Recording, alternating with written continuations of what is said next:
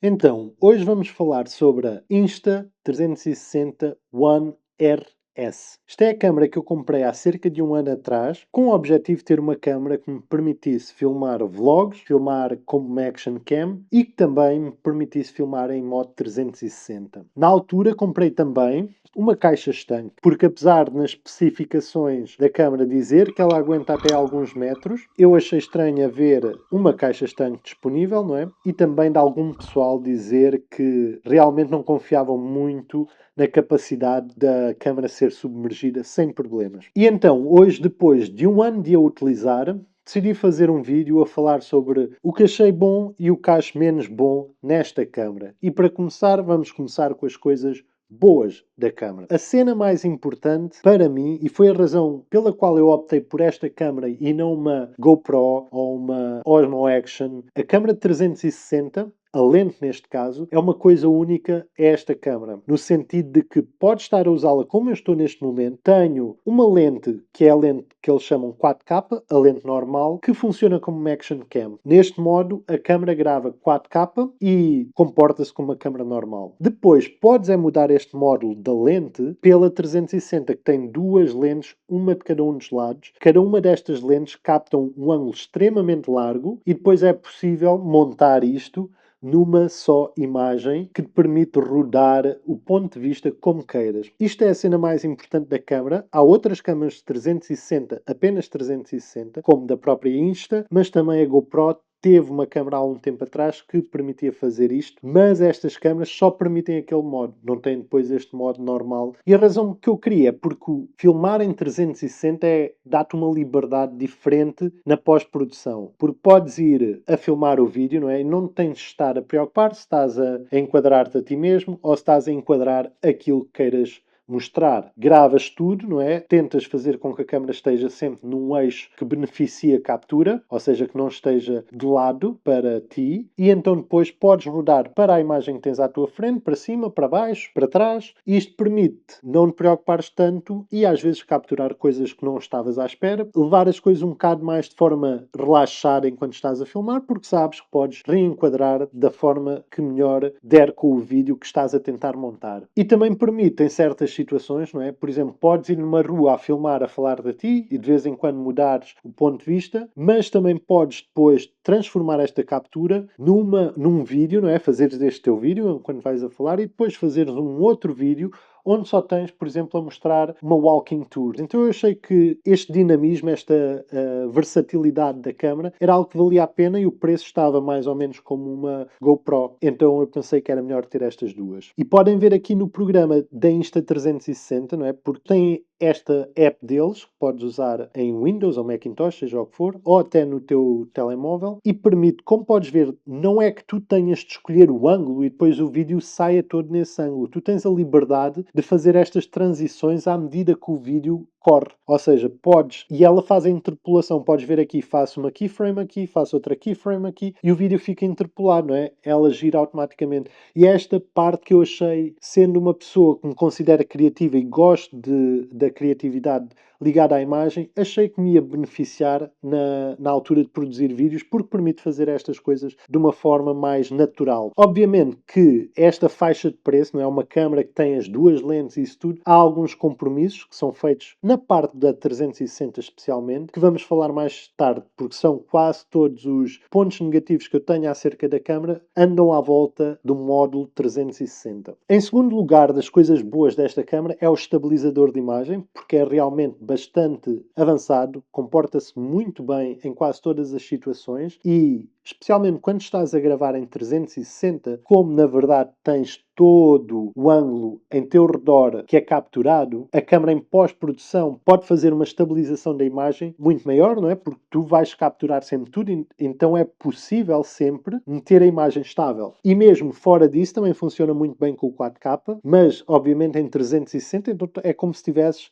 a certeza que a imagem pode ser estabilizada. Terceiro, menos importante, mas mais uma coisa também interessante, é que o selfie stick deles, tendo a câmera perfeitamente no eixo do selfie stick, quando estás a filmar, o selfie stick desaparece da imagem. Como podes ver, claro, ainda aparece a sombra projetada com o selfie stick, porque ele está lá, não é? E isso não desaparece. Isto é mesmo um artefato óptico da forma como a câmera captura e como o selfie stick está feito. E na mão vês assim uma coisa estranha, não é? Porque vais de mão fechada, mas de qualquer das formas é sempre uma distração menor do que veres o selfie stick, o que é um ponto a seu favor, digamos. Em quarto lugar, eu diria que a duração da bateria, a funcionalidade da câmera, a capacidade de ligar microfones Bluetooth através da câmera, ela própria, são tudo vantagens também. Funciona com AirPods, pode funcionar com outros tipos de microfones que tenham o mesmo tipo de protocolo de comunicação. Tem acessórios, por exemplo, para montares uma sapata externa. Tem todas essas coisas e funcionam bem. Agora vamos falar das coisas menos boas. Primeiro, a qualidade de imagem. Não é a melhor de todas estas câmaras mais conhecidas, especialmente quando tens pouca luminosidade e especialmente no modo 360. E porquê? No modo 360, mesmo com boa luminosidade, tens um problema que é a câmera captura a 5.7 capas. Mas isto é a junção das duas imagens que proporcionam estes 5.7 capas. Obviamente, tu vais enquadrar numa zona menor disto, não é? Para fazeres o teu plano mais normal ou um enquadramento mais normal que vais mostrar no vídeo final. E nesse ponto, perdes resolução, não vais ter 4K verdadeiro. E então, isso traduz-se numa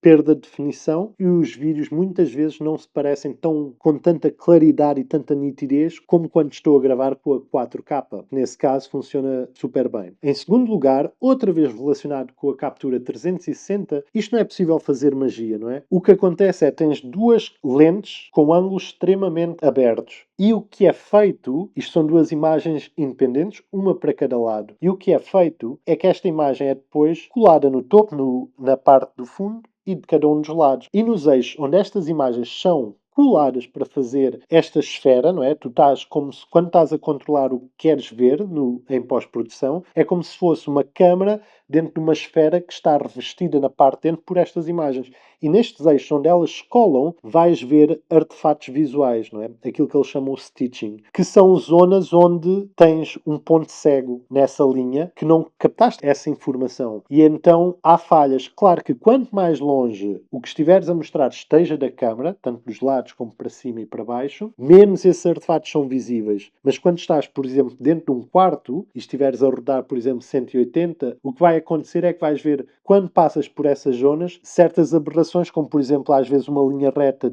num quarto, parecer que numa zona se divide em duas, para depois continuar como só uma, não é? Mas notas naquele eixo que há ali uma falha. E também acontece muito se, como estás perto da câmara, normalmente quando estás a falar, se por exemplo a virares assim de lado, parte lateral da câmara estiver para ti e depois rodares o vídeo em pós-produção para estar a apontar para ti, vai-te faltar ou o nariz, ou uma parte do chapéu, uma parte dos dedos. Isto nota-se muito quando vais agarrar a câmara, não é? Porque muitas vezes vais agarrar de lado. Então tens de ter um certo cuidado com isto, não é? Mantê-la realmente paralela assim a ti, de forma a que depois tenhas a certeza que sempre consegues mostrar a tua cara sem nenhuma destas aberrações. Mas isto são coisas que aprendes a utilizar também quando a usas, mas por vezes esqueces e já me aconteceu. Em terceiro lugar, tenho a qualidade de construção. A câmera no geral parece estar bem, mas a minha lente 360 começou a ganhar umidade por dentro. Ou seja, a primeira vez que se passou, estava na Costa Rica, que é um país extremamente úmido e quente, e eu tinha ido fazer um percurso de cerca de 14 km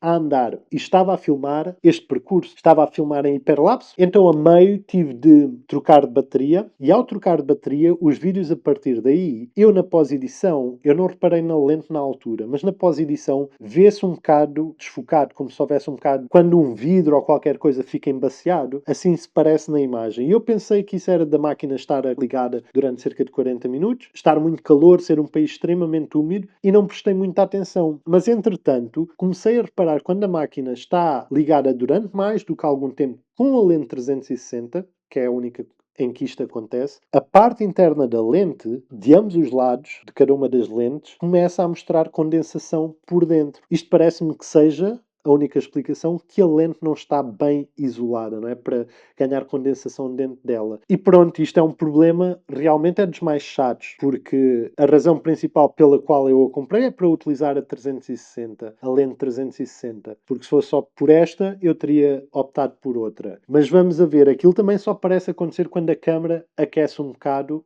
e ao fim de algum tempo de estar a correr, porque eu já fiz outras filmagens com ela em que não aconteceu. Vou-lhe dar mais algumas tentativas para ver acontecer, mas podem ver do que é que eu estou a falar nestas imagens anteriores.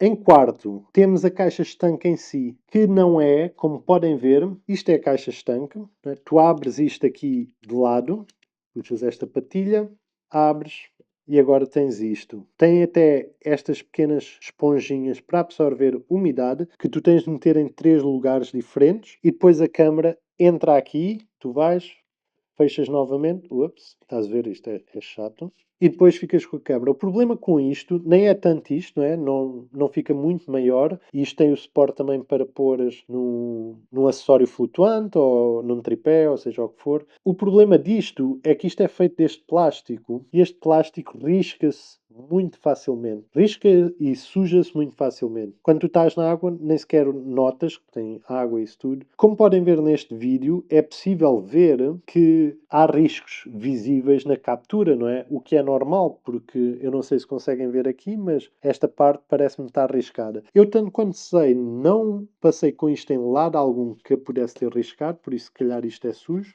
Eu sempre a transportei dentro desta caixa que tem a esponja, onde tu metes isto, vai andar assim. Andou sempre aqui dentro. Só tirei para filmar aquelas filmagens.